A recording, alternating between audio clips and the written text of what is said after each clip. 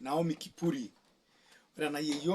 Um, I'm mixing myself here, like talking different languages. So let's delve right into this, and we're doing it in English. So today, I'm here to give you a review on a very interesting book that has taught me Maasai, since I knew that I am Maasai. And the particular book is The Oral Literature of the Maasai by Naomi Kipury. This edition here I'm holding in my hands is a 2020 edition. The first edition was done in 1983 when I was probably about 3 years old. So why am I doing this? This mama, Dr. Naomi Kipury, is a mentor. She's also someone, I highly esteem. And I had promised her that I will do a review of this book after she authorized it. Now, you lie, I'm doing justice for you. So what are we going to do? I'm going to start, giving you whatever it is that the authors, the publisher, and actually the back of the book. It says, Oral Literature of the Maasai offers an extensive collection of types of oral literature, oral narratives, proverbs, riddles, and a variety of songs for different occasions. The versions in this book were collected by the author from a specific Maasai community in Kajiado County of Kenya. The author listened to many of the narratives and participated in many proverb and riddle telling sessions as she grew up in her Ilbisil village of Kajiado Central Sub-County. However, she recorded most of the examples of oral literature in the early 70s with the help of her mother, who performed the role of the oral artist. Many songs were recorded from live performances. The examples ring with individuality while also revealing a comprehensive way of life of a people. The images in the literature reveal the concrete life of the Maasai, people living closely with their livestock and engaged in constant struggle with the environment. But like all important literature, the materials here ultimately reveal a people with its moral and spiritual concerns, grappling with questions of human values and relations, struggling for a better social order. This book recommends itself to the general reader. However, the book is more than this. It includes stimulating discussions of examples as well as review questions and exercises.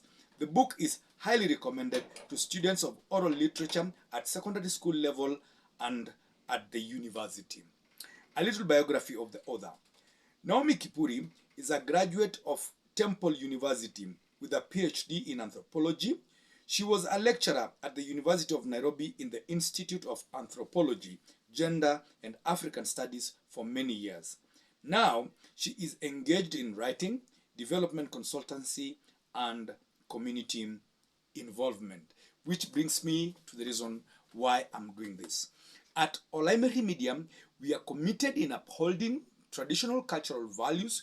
We also believe that within our cultural values as the Maasai, there lies within solutions to the challenges that we are going through in the contemporary society. So without wasting much time, let's dive right into it.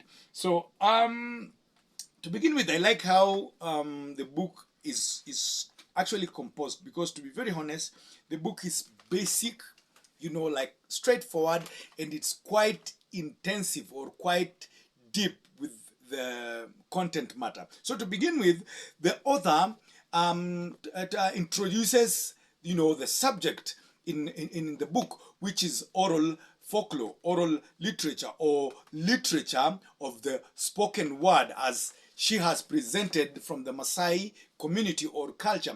And she goes down to break down how, the art form, the genre was actually disseminated. To begin with, she explains for how, to the Maasai, this always happened at the grandmother's hearth.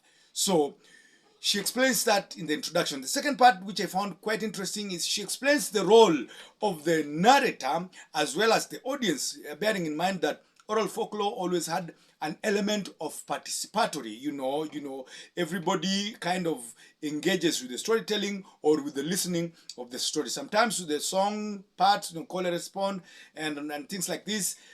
She, breaks down all of this in the introduction. She also talks about, where the Maasai comes from, the general facets of the community. In the book, she talks about, Maasai leadership, Maasai spirituality. She talks about, Maasai order, societal order, like rites of passage, this manner of things. She talks about gender roles.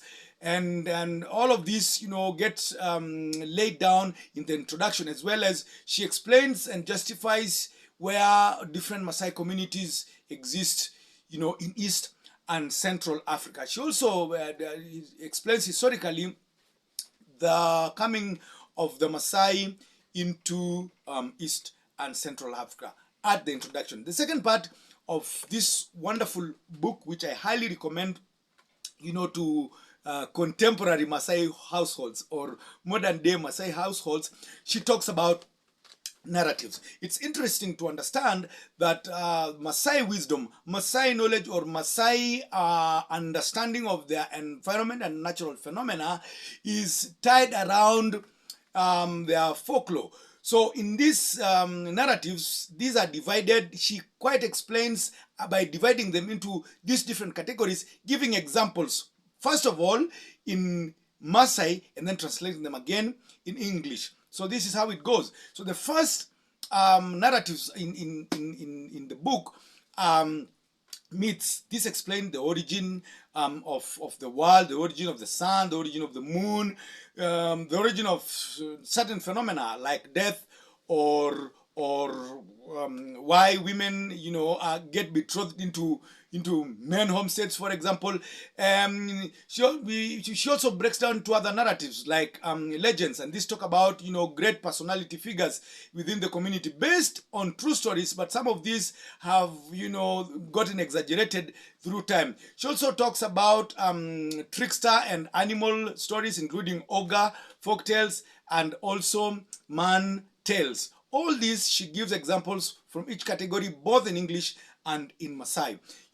Another constituent part of the book is the proverbs, and for proverbs she actually breaks it down into riddles and wise sayings. So the Maasai have always through time also passed wisdom through witty teasing or kind of riddle questions to kind of test your intellectual acuity, but also make people understand the depth of matter. So also in this, it's very interesting to understand that she breaks all this down into categories as well. We have categories of household categories, natural environment categories, human relevant kind of riddles in the categories et al. And so this book goes further also explaining about song, and she talks about the main songs of the Maasai. She talks about songs sung by children, songs sung by boys getting into initiation, songs sung by Morans, songs sung by women. Women sing different songs in different times, for example, during childbirth times. She gives all these examples. Another important part of this book, which again I highly recommend to all students who are studying literature and all Maasai students in high school. The most important aspect of which is what we are going to finish this book with, according to me, is Emayan. Emayan is a blessing. It's a word said, to induce or kind of to share glad tidings. So I'll read it in Maasai, because again this one is in Maasai and in English, and translate the first part in English. So I'll read the first part and then translate it in English. So for the Maasai blessing, there's always one way you do this. The blesser says the blessing, and the blessee or the receivers of the blessing just respond nai. So when I say, when I finish any phrase, you just respond nai. Kalo naidero. Oduo kiroroni. Na injo yok kiroroni. Nai. Tenege nyanda loinosa oloing'wetie metareto yiok nai metareto irpayiani enaisho nai lotooko oloing'wetie nai metareto pookin nai metareto ntomonok nai intoisho doi yiok nai intoiki lonito lemeudo nai inchoo yiok kiaku irpayiani nai metajara nkishu irpaashen nai metukurro nkera oltiren nai tiaki enkima meyupiupo nai minosa nai kuti nai. Now into English. Now that we are seated, oh God, let us be seated. Let it be. When you respond now, you're just saying, let it be. When we eat food, those who ate and those who smelt, may it nurture us. Let it be. May beer nurture the elders. Let it be. Those who drank and those who smelt, let it be. May it nurture them all. Let it be. May it nurture the ladies. Let it be. Make us bear on hides without holes. Let it be. God make us elders. Let it be. May the calves fill the pens. Let it be. May the cattle fill the homesteads. Let it be. May the children play at the hearth. Let it be. Tell the fire to stay burning. Let it be. Let it eat the ritual meats. Let it be. And that brings us to the end of the review of an interesting book, Maasai, Oral Literature of the Maasai by Naomi Kipury. My name is Teto Oletutuma. And as always, I'm requesting you to follow us on YouTube, on Facebook, on Instagram, on all the socials, Teto Oletutuma, as well as Ol'Aimerri Media.